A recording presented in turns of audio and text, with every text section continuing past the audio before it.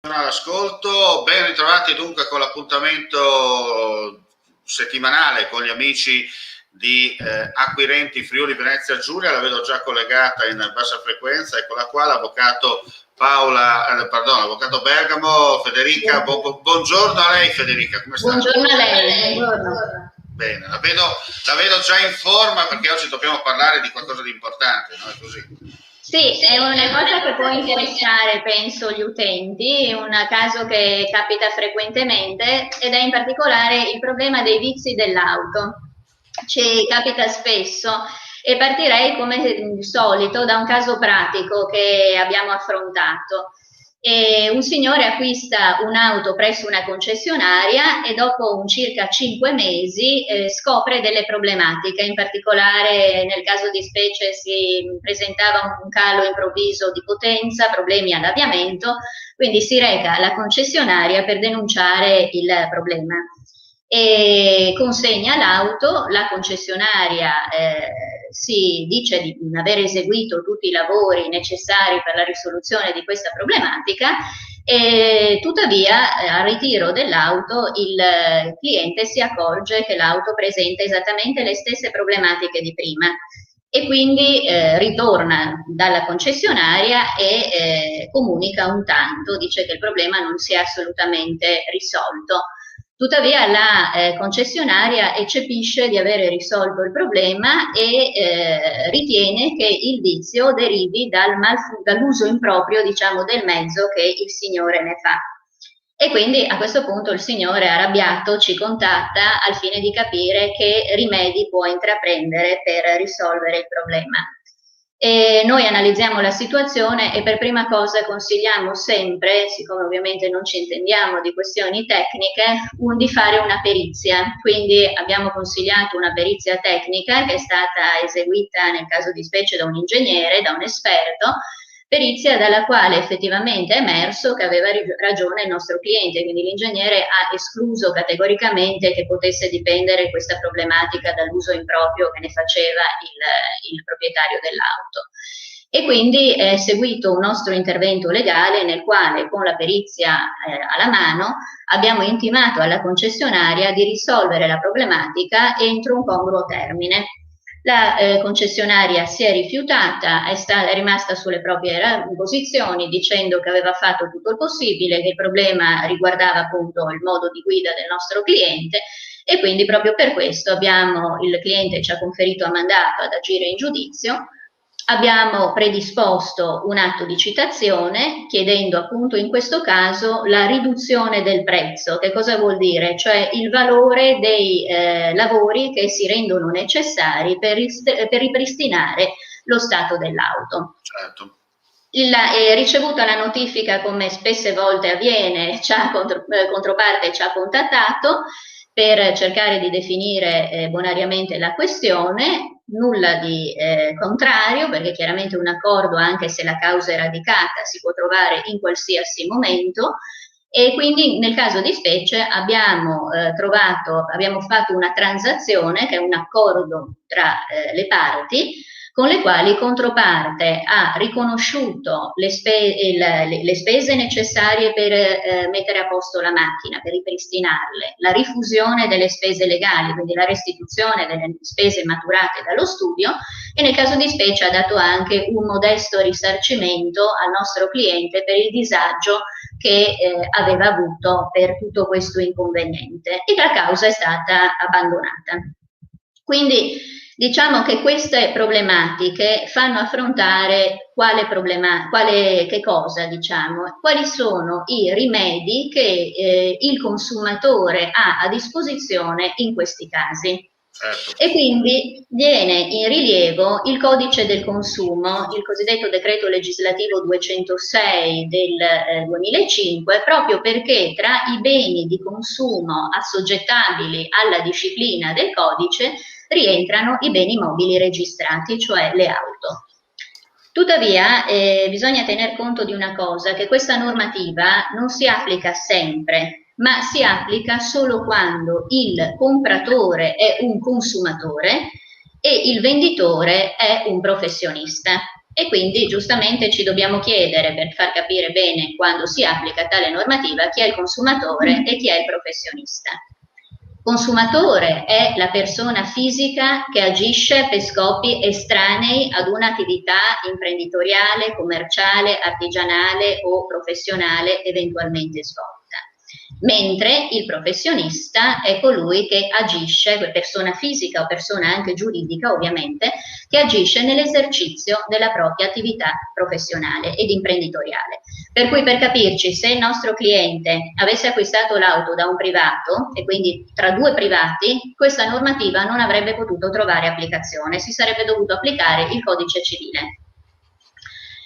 L'articolo 129 del codice del consumo prevede l'obbligo del venditore di consegnare al consumatore beni che devono essere conformi al contratto di vendita e quindi si presume che un bene di consumo sia conforme quando ci sono o esistono, dice l'articolo, delle circostanze. In particolare, bisogna ricordare che il bene è conforme quando è idoneo all'uso tipico che deve farsi, è conforme alla descrizione fatta dal venditore e possiede le qualità del bene che sono state presentate al consumatore, ha le qualità e le prestazioni che sono tipiche per quel tipo di bene ed è idoneo all'uso particolare che ha voluto il consumatore e che è conosciuto dal venditore. Questa è la definizione di bene conforme all'uso. Ecco, tra l'altro possiamo dire, avvocato, da quello che stiamo ascoltando anche da parte sua su queste tematiche molto importanti, come abbiamo sottolineato, che ultimamente anche a livello di cronaca è d'attualità, no? Perché ci sono stati dei casi proprio nei giorni scorsi da parte della Polizia Stradale di Rovigo e di Vicenza con pseudo concessionari o rivenditori d'auto che anche a trattative private che ti lasciavano, come si dice, a piedi in un certo senso, nel senso che incassavano i soldi e poi dalla macchina arrivederci, grazie, no? Dunque, sì, purtroppo di questi casi ce ne sono, sì, bisogna stare molto attenti a fidarsi anche, prendere anche delle informazioni sul tipo di concessionarie, chi sono, chi si ha chi è la controparte ovviamente, perché poi purtroppo di truffe anche in questi campi ce ne sono tante. Chiaro. Più volte abbiamo riscontrato appunto poi dei problemi a recuperare la controparte stessa che era sparita, per cui indubbiamente bisogna sempre affidarsi a persone che abbiano insomma una certa serietà. Certo. Ecco, non a caso queste finestre informative, come io le definisco, servono proprio a questo, no? Quello cioè di mantenere la luce sempre accesa innanzitutto, mai spegnere, mai pigiare il tasto off del nostro grano salis, perché altrimenti poi vi trovate nella situazione in cui l'avvocato Bergamo in questo momento sta spiegando. Certo, infatti, no, bisogna prestare molta attenzione perché purtroppo di furbi ce ne sono sempre di più. Certo. Quindi il venditore quando è responsabile, no? Il venditore è responsabile quando il difetto di conformità si manifesta entro i termini di 2 anni dalla consegna del bene e quindi forse a chi ci ascolta interessa capire quali rimedi può avere in questi casi.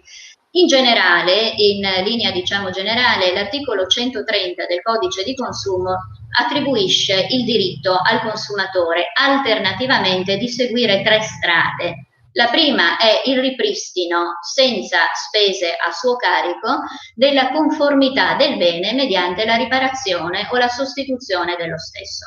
Seconda soluzione che può scegliere è la riduzione del prezzo. Terza strada che può scegliere nei casi più gravi è la risoluzione del contratto.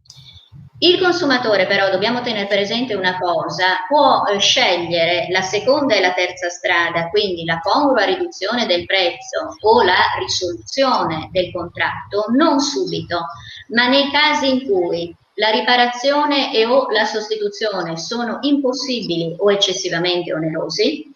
Nel caso in cui il venditore abbia provveduto alla riparazione non abbia provveduto, scusate, alla riparazione o alla sostituzione del bene entro un congruo termine, come nel caso di specie che abbiamo avuto noi, oppure quando la sostituzione o la riparazione precedentemente effettuata gli abbia arrecato notevoli inconvenienti e quindi non sia stata risolutiva.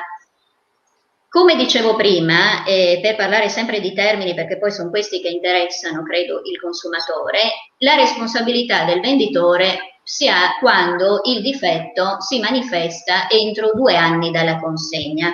Ma tuttavia bisogna ricordare anche che c'è una presunzione di sussistenza del vizio al momento dell'acquisto nel caso in cui lo stesso si manifesti nel termine di 6 mesi dalla vendita. Che cosa significa quindi?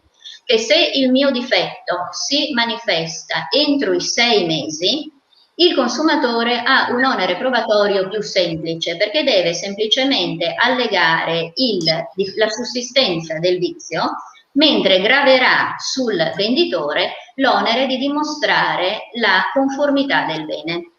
Chiaro.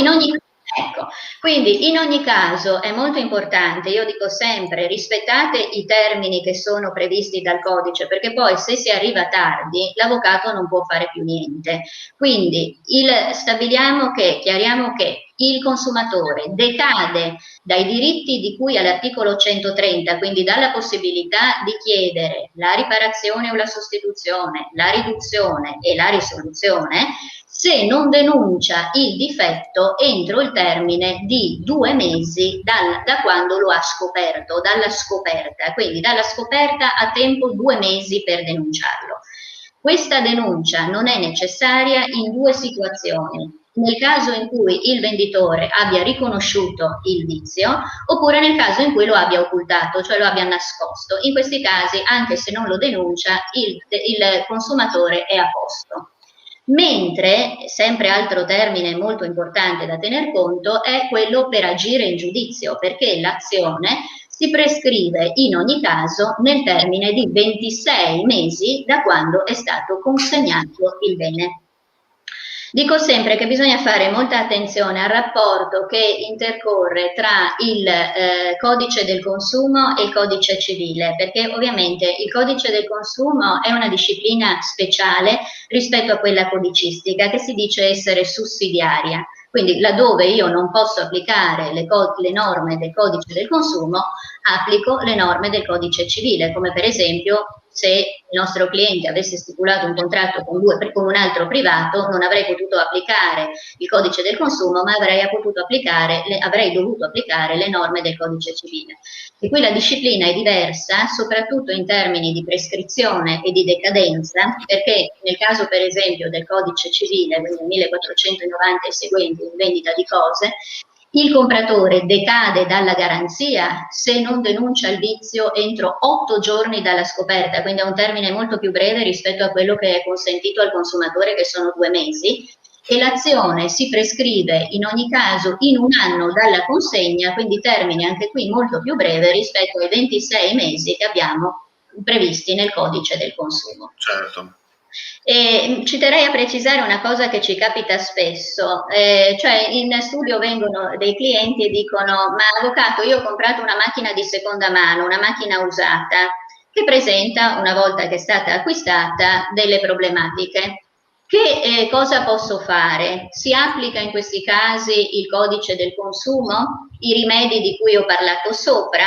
Sì, si applicano, quindi anche nel caso di una macchina usata, sempre ovviamente tra consumatore e professionista, l'articolo 128 del codice del consumo prevede che la disciplina di cui ho parlato ora possa applicarsi anche alla vendita di beni di consumo usati, tenuto conto però in questo caso del tempo del pregresso utilizzo, limitatamente ai difetti che non derivano dall'uso normale della cosa, cioè del particolare concetto di usura.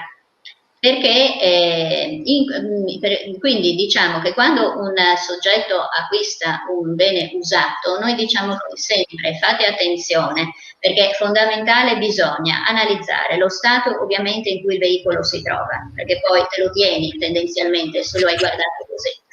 Verificare che lo stato del veicolo sia conforme a quanto viene detto e a quanto viene scritto nel contratto, e tenere anche in considerazione il concetto di usura in relazione al tempo del pregresso utilizzo, per sapere quali difetti possano rientrare nella garanzia o meno. Faccio un esempio per far capire un po' forse il concetto.